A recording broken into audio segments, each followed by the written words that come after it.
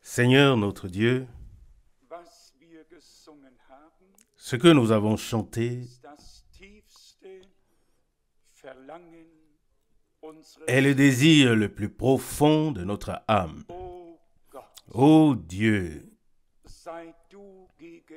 sois présent. Fais-nous croire ce que tu as dit, ô Seigneur.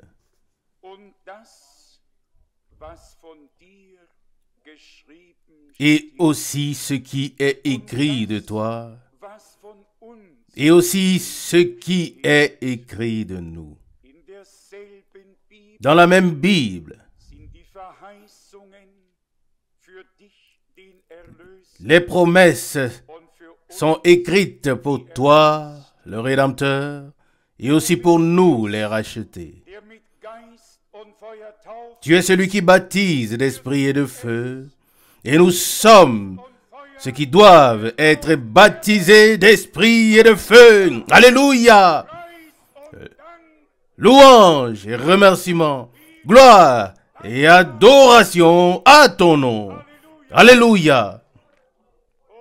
Ô Seigneur, sois remercié. Tu as dit, désormais, vous verrez le ciel ouvert et les anges de Dieu monter et descendre. Alléluia! Le ciel est ouvert.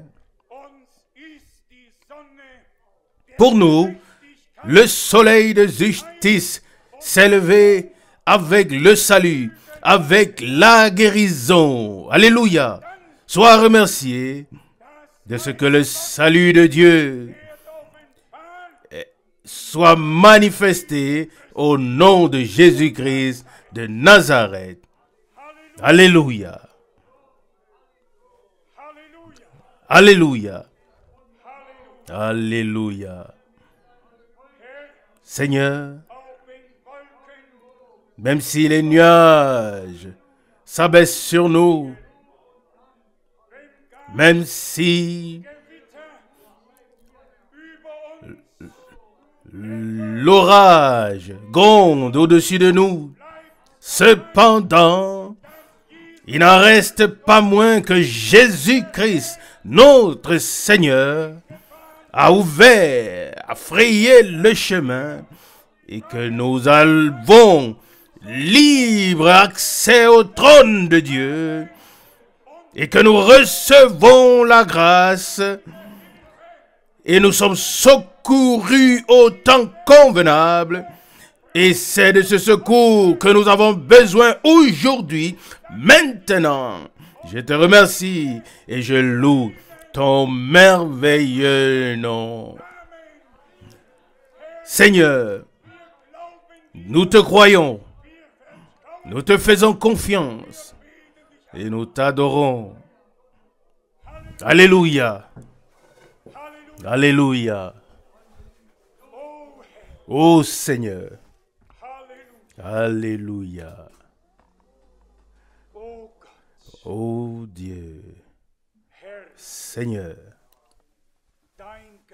ton esprit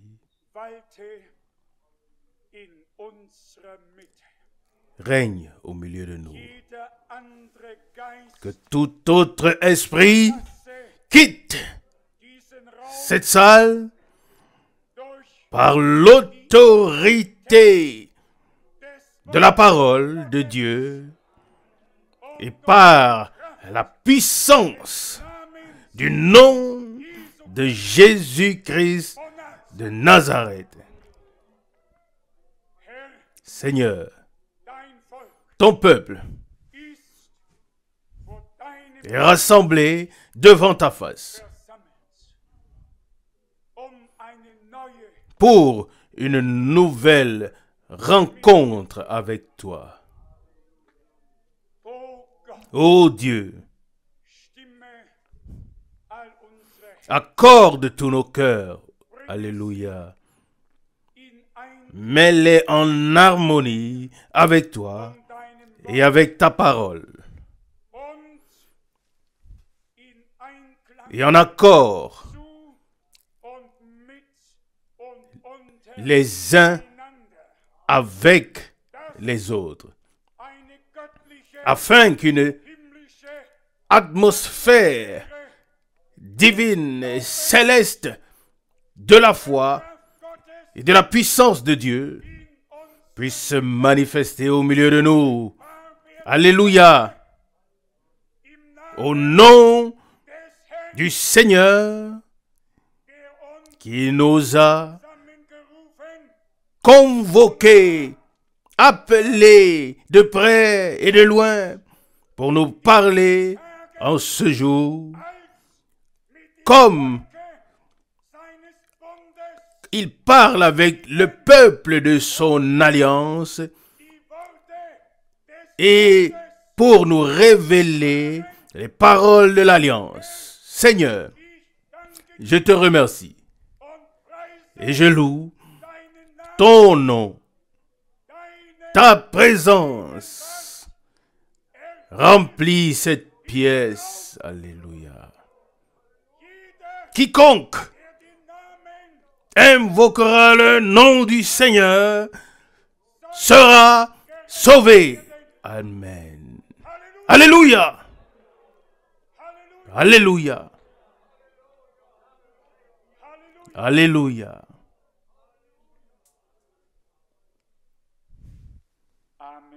Amen. Nous sommes si reconnaissants à Dieu. En ce qui me concerne, je pourrais maintenant conclure le service et dire que c'était bien d'être ici. Pour moi, c'était déjà précieux. Oh, celui qui reconnaît la présence du Seigneur a déjà pu se rafraîchir spirituellement. Amen. Voyez et goûtez combien le Seigneur est bon. Alléluia. Selon Psaume 34, verset 9. Pas seulement voir, pas seulement regarder, mais goûter. Goûter. Le Seigneur n'a pas besoin de spectateurs. Il veut des hommes qui ont un sain et un bon appétit spirituel, qui voient la table richement garnie et prennent place et se régalent des riches biens de sa maison. Dieu a plus pour nous que nous ne sommes capables de supporter et de recevoir. Pour moi, c'était déjà un moment merveilleux. Avez-vous tous ressenti la connexion avec Dieu? Bien-aimés, laissez-moi vous dire que si les choses se répètent comme ce fut maintenant les dernières 30 ou 40 minutes, alors veillez à vous y inclure, à vous y accorder. Nous devons absolument entrer dans cette unité divine pour avoir part à toutes les bénédictions. Et lorsque nous entrons tous dans le courant de Dieu, alors il n'y a plus de spectateurs. Personne qui se sent à l'écart. L'eau nous porte. Et voilà, nous pouvons tous nager. Et celui qui nage, oui, dans ce courant, ne peut plus se sentir à l'écart. Et alors il perd le sol sous ses pieds et est porté magnifiquement dans la présence de Dieu. Je l'ai ressenti. J'ai ressenti la connexion avec Dieu de manière si magnifique. Louange et remercié soit notre Dieu. Oh, que le Seigneur puisse envoyer des temps de rafraîchissement, des jours de bénédiction. Alléluia. Quand viendront-ils? Ça peut être aujourd'hui. Si nous ouvrons notre cœur, le ciel est ouvert. Il suffit que nos cœurs soient ouverts. Les bénédictions sont prêtes. Nous devons seulement être prêts à les accueillir, à les recevoir. La gloire de Dieu dans l'Église doit être encore plus grande à la fin qu'elle ne l'était au commencement. Et cela s'accorderait exactement avec la parole de rétablissement. Job n'était pas un grand prophète qui avait donné beaucoup de prophéties, mais il a été le seul exemple de rétablissement comme exemple prophétique de l'Ancien Testament. Et l'homme de Dieu, Jacques, qui dans le Nouveau Testament parle du retour du Seigneur et de la pluie, de la première et de l'arrière-saison, c'est lui qui a dit: prenez les prophètes pour modèle et considérez la patience de Job et l'issue que Dieu lui a préparée. Alléluia, selon Jacques 5, versets 10 et 11. Et celui qui considère correctement l'issue que Dieu lui a préparée constatera que Dieu lui a redonné, restauré le double de tout ce qu'il avait auparavant. Amen. Selon Job 34, 42, verset 10. N'est-ce pas merveilleux? Parfois, cela nous fait du bien de ressortir ces exemples bibliques et de les garder à l'esprit ou devant les yeux. Notre Dieu pense toujours ce qu'il dit et il dit ce qu'il pense. Nous, en tant que des hommes, nous avons parfois du mal à le faire. Mais Dieu est et demeure véritable dans ses paroles, dans ses œuvres, dans ses actions, dans toutes ses actions. Il est et demeure juste. Alléluia. Oui, nous pouvons nous y fier. Maintenant, j'aurai probablement le temps ce soir. Nous avons dit que cet après-midi, quelques frères devraient nous dire brièvement une parole de salutation. Mais gardons aussi pendant ce temps la connexion avec Dieu. Que nous ne nous laissions pas déstabiliser par quoi que ce soit. Et notez bien ceci. Si Dieu se met à bénir d'une manière particulière, alors le diable fera appel à tout l'enfer pour tout chambouler afin que nous soyons privés de la bénédiction. Faites attention, reconnaissez cela et comprenez que ce n'est pas le frère ou la sœur, mais que c'est l'ennemi qui veut s'aimer le malheur, la discorde. Et alors dites simplement: Seigneur, je ne me laisserai pas ôter la bénédiction, car j'ai compris les pièges et les manœuvres de l'ennemi. Amen.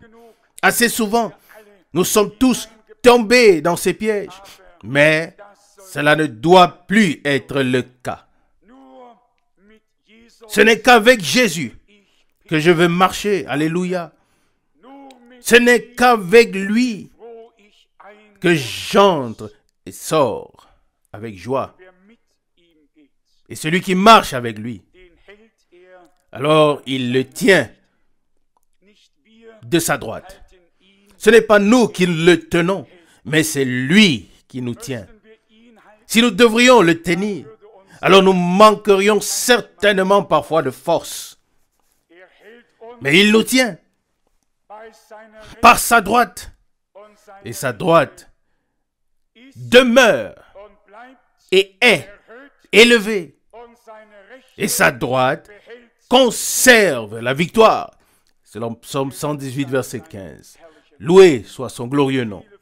Combien d'entre vous n'ont jamais prononcé le mot Alléluia ou loué soit le Seigneur? Écoutez attentivement.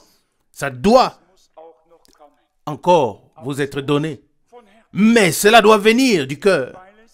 Pas parce que quelqu'un le dit, mais si vous sentez qu'une joie divine est dans votre cœur,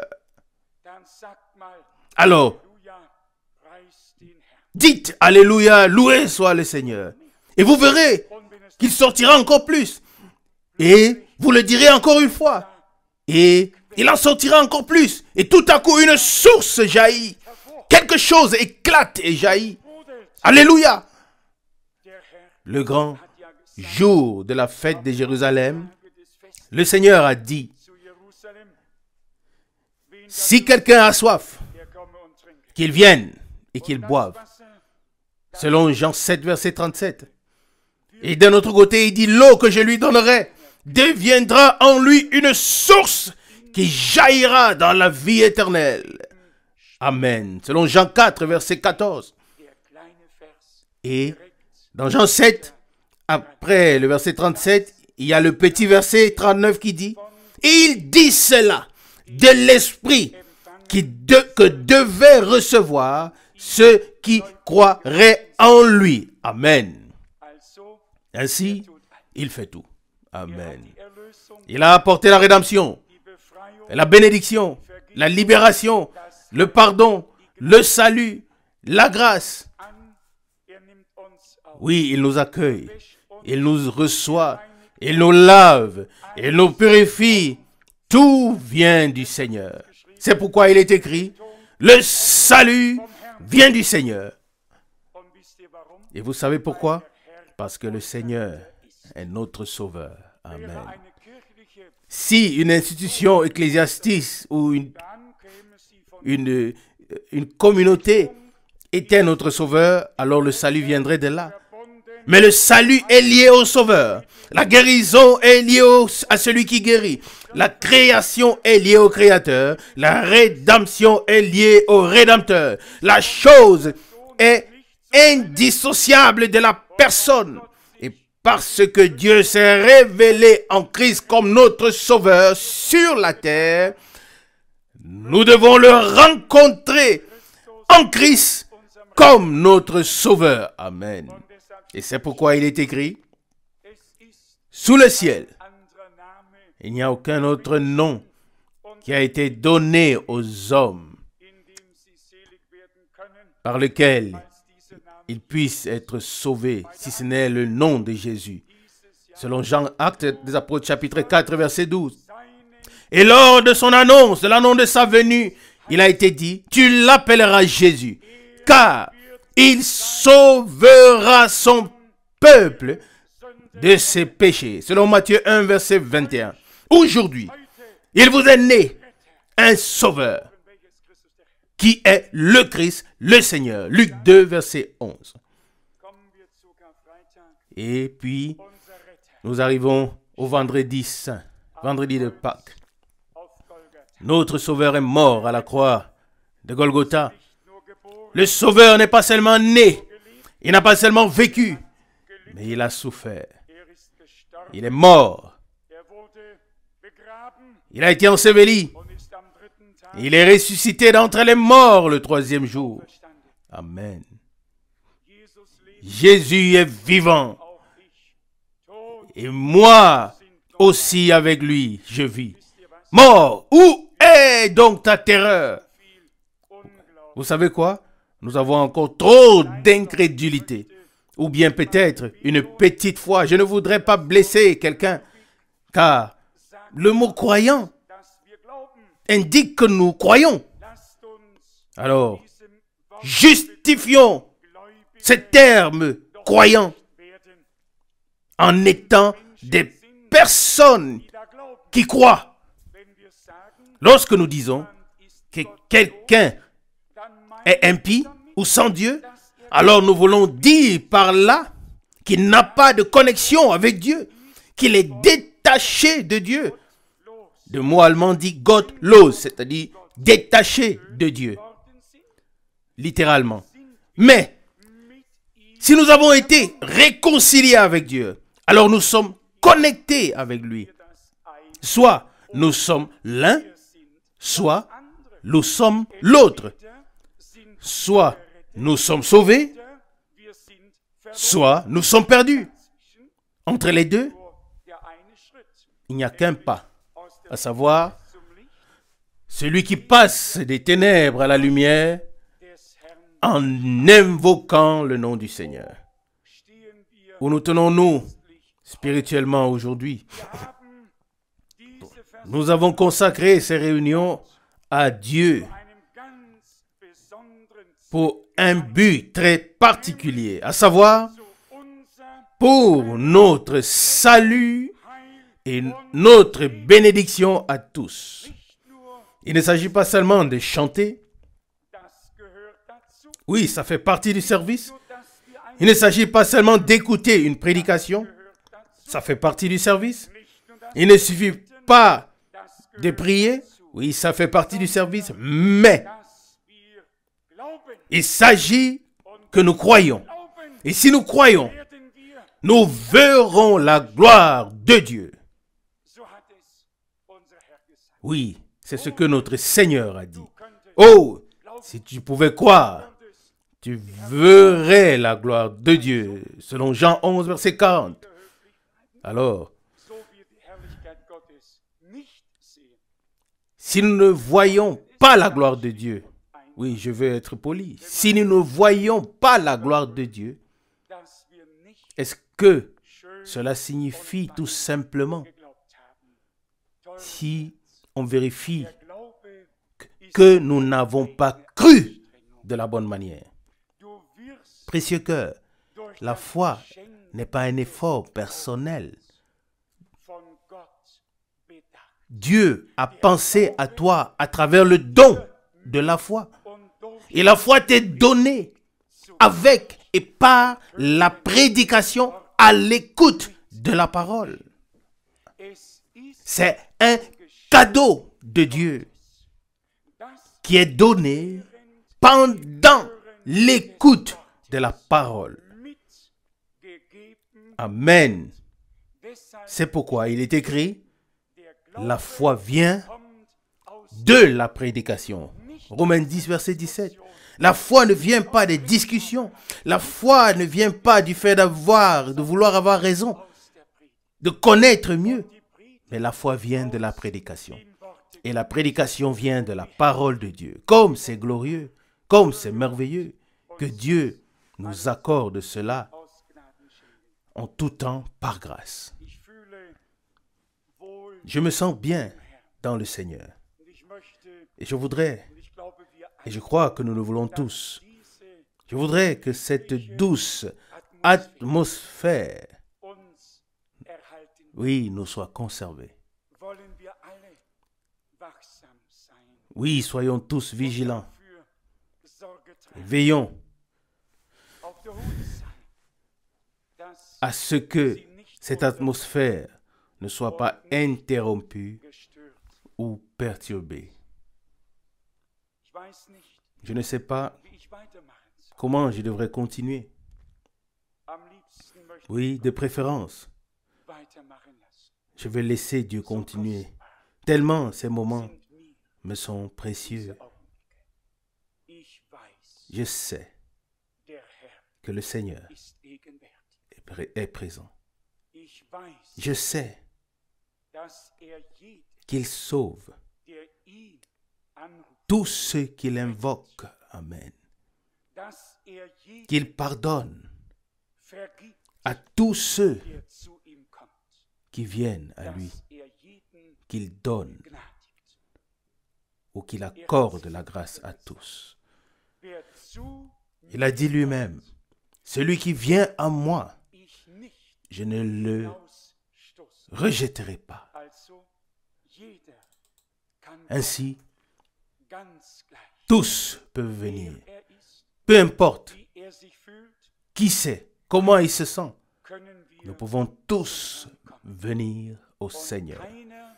Et aucun de ceux qui placent leur confiance en lui ne sera confus.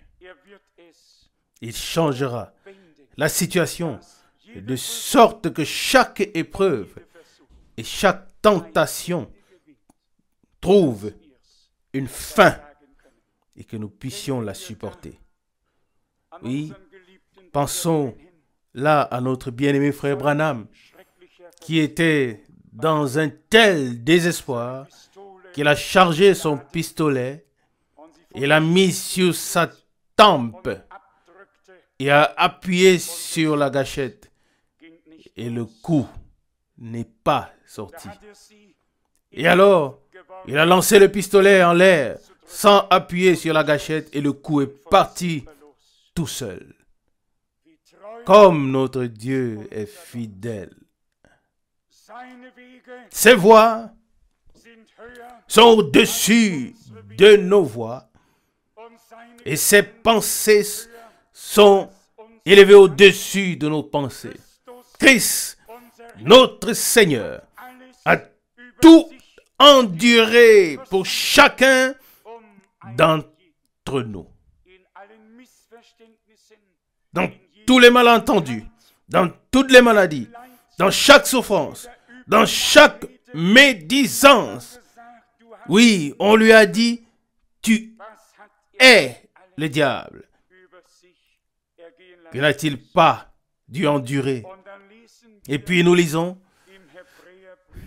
dans l'Épître aux Hébreux ces paroles très profondes.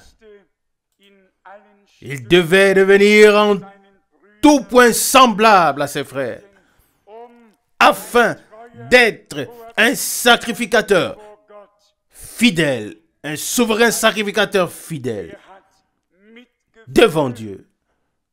Selon Hébreux 2, verset 17, ainsi, il a de la compassion pour toi, pour moi et pour nous tous. Lorsque le Seigneur était sous forme d'esprit dans l'Ancien Testament, il pouvait certes regarder vers le bas, mais il ne pouvait pas avoir une compassion intime pour nous. Il est donc venu, oui, dans notre forme de chair, s'est fait homme pour l'amour des hommes. Il a souffert des douleurs. Sous forme spirituelle, il ne pouvait pas souffrir, c'était impossible. Il devait devenir un homme pour pouvoir ressentir et prendre sur lui tout ce qui nous avait frappés en tant que des hommes. Alléluia. Il a accompli une pleine et une rédemption totale pour nous. Alléluia. Loué soit son glorieux nom. Tous les rachetés s'en réjouissent. Amen. Maintenant, je vais quand même faire ce que j'ai dit tout à l'heure, à savoir que quelques frères puissent dire quelque chose.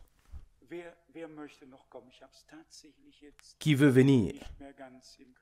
Je n'ai vraiment plus en tête qui. Sinon, nous allons prendre encore un peu de temps pour prier. Nous avons écouté tant de prédications au cours des dernières années.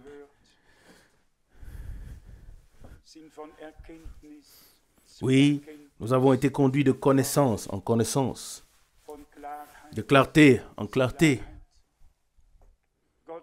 Dieu a eu beaucoup de patience avec nous tous, avec les uns d'une manière, avec les autres d'une autre manière. Mais il ne s'arrêtera pas tant qu'il n'aura achevé son œuvre puisse notre Seigneur, en tant que chef, la tête de l'Église, oui, qu'il puisse unir intimement les membres de son corps. Amen. Les rassembler. Oui, par un esprit, être baptisé dans un seul corps. Que nos exigences correspondent à la réalité biblique. Que ce ne soit pas seulement une exigence que nous plaçons, mais qu'elle soit légitimée divinement par la pratique au sein du peuple de Dieu. Amen. Que tout soit vraiment comme dans l'Église primitive. Un seul cœur et une seule âme. Oui, ils pouvaient prier Dieu d'un commun accord jusqu'à ce que le lieu puisse trembler. Et avant que le lieu puisse trembler, il faut que nos cœurs, oui, aient été secoués. Bien-aimés, nous sommes confrontés à la gravité de la situation. Combien le temps qui nous reste est court. Nous l'avons entendu ce matin. Oui, nous arrivons tous avec du retard. Nous sommes comme des retardataires, ceux qui viennent après. Que Dieu nous aide à retrouver ce rythme spirituel, à aller de l'avant dans la foi et l'obéissance. Oui, croyons de tout cœur que Jésus-Christ est le même et qu'il fera maintenant à la fin des jours la même chose qu'il a fait au commencement. Oh, que nous puissions être remplis d'un tel désir envers Dieu, d'une telle aspiration profonde, de sorte que nous puissions crier de toute notre âme vers Dieu, comme David l'a exprimé dans le psaume 42, verset 2, « Comme une biche soupire après les courants d'eau, ainsi mon âme a soif de toi, ô Dieu. » Amen. Verset 3, deuxième partie. « Quand irai-je et paraîtrai-je devant la face de Dieu ?» David l'a exprimé, « Je voudrais te voir comme je t'ai vu dans ton sanctuaire. » Amen. Oh, nous voudrions voir Dieu tel qu'il nous a décrit, tel qu'il nous est décrit dans la Bible. Le voir comme le miséricordieux, celui qui fait grâce, comme celui qui a tout pouvoir, ou bien à qui tout pouvoir a été donné. Tout pouvoir ont été donnés dans les cieux et sur la terre. Oh, si nous pouvions croire, alors nous verrons la gloire de Dieu. Nous pourrons nous serrer les coudes dans l'amour divin intime, sachant que l'un a besoin de l'autre. Et que nous complétons les uns les autres. Oui, nous sommes complémentaires. Plusieurs membres forment un seul corps. Et c'est Christ, en tant que la tête, le chef, qui a la parole et décide sur tout le corps.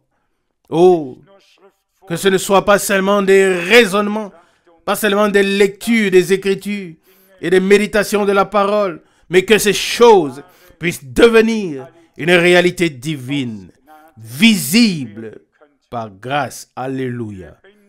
En tant que croyants, nous avons besoin de la puissance vivifiante, de la puissance de Dieu, de la puissance de l'Esprit. Un auteur de cantique chante: Je te remplirai jusqu'à ce que tu débordes. Dieu peut faire tomber la Pâque et la Pentecôte en un seul jour. Oui, il a la Pâque, il a la Pentecôte, il a la résurrection, il a l'effusion de l'Esprit. Il est responsable de tout. Ne peut-il pas tout faire en un seul jour, par grâce, au milieu de son peuple? Oh, que nous puissions désirer cela. Avant de pouvoir le faire, nous devons reconnaître la nécessité de cette expérience avec Dieu. C'est absolument nécessaire.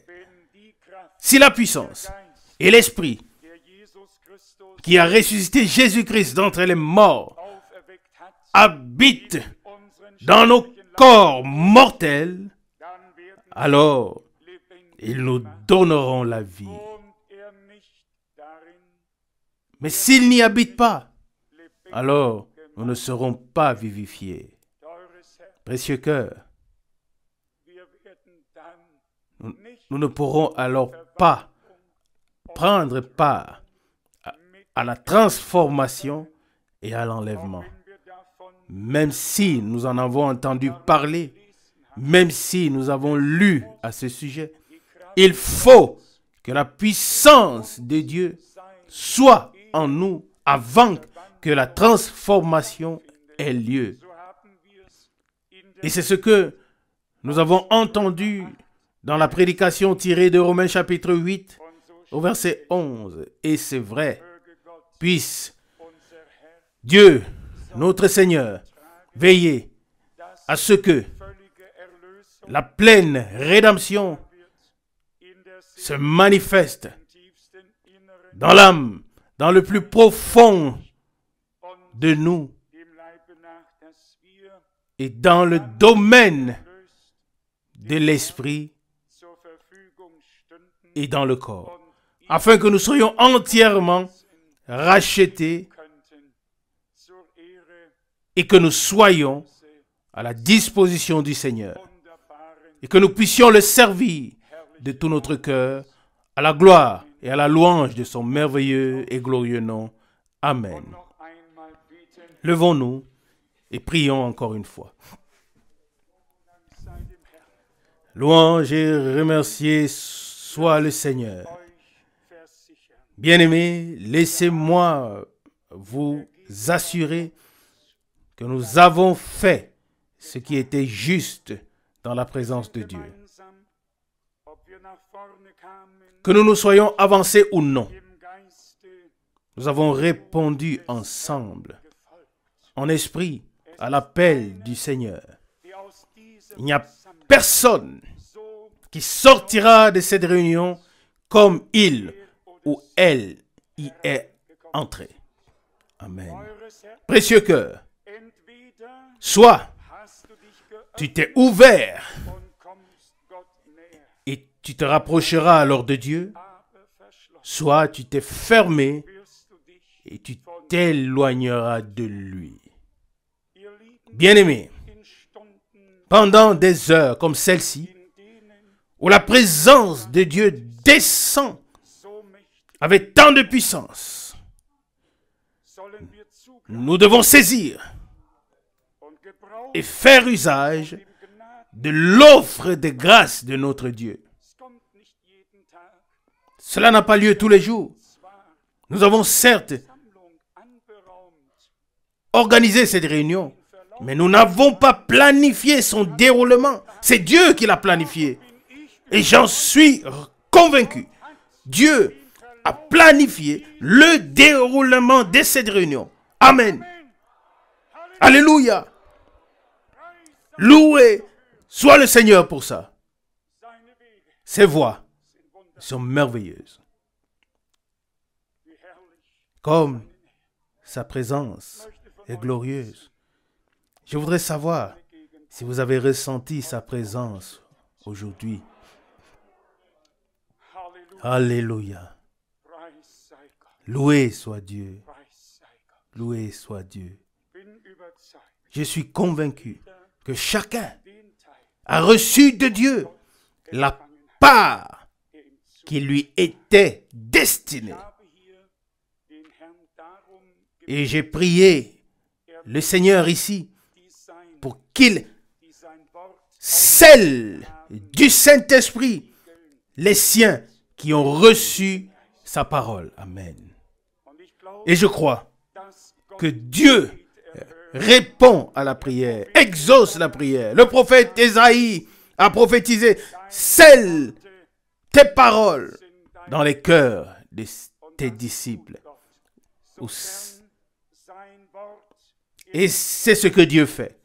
Si sa parole tombe dans nos cœurs, il la scelle en nous, et nous, avec sa parole, par l'Esprit qu'il a révélé et nous l'a donné. Amen.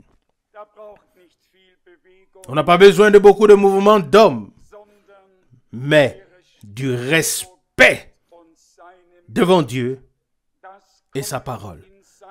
Simplement venir dans sa présence et accepter dans la foi, recevoir dans la foi, car c'est ainsi qu'il est écrit. Après avoir reçu la parole de vérité, vous avez été scellés du Saint-Esprit. Selon Ephésiens 1:13. Voulez-vous que je le lise? C'est ainsi que c'est écrit. C'est ainsi que Paul l'écrit aux Éphésiens. Et c'est ainsi que cela est encore aujourd'hui. Premièrement, il faut que la parole tombe dans nos cœurs. Beaucoup ont reçu l'onction de la parole. L'onction était réelle. Elle était bonne. Mais à quoi sert l'onction sans que la parole comme semence ne soit en nous? Il faut d'abord que la semence soit là avant d'être vivifiée et qu'elle se manifeste et porte du fruit. Ainsi, l'ordre biblique, tout est rétabli. Loué soit le nom du Seigneur. Comme il est doux et agréable de voir des frères et des sœurs unis d'un commun accord devant Dieu.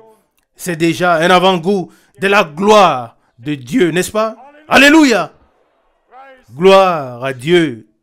Gloire à Dieu. Aujourd'hui, tout peut arriver. Aujourd'hui, tout peut arriver. Le Seigneur est ici. Alléluia! Gloire à Dieu. Louange et remerciement. Frère, oui, toi aussi tu peux te réjouir. Oui, louange et remerciement. En la présence de Dieu, nos prières sont exaucées. Oui, ce que nous demandons se transforme en action de grâce. Car la foi rend grâce et remercie pour ce qu'elle a demandé et ce qu'elle désire. Alléluia! Que le Seigneur, oui, puisse aussi nous aider en cela. Amen.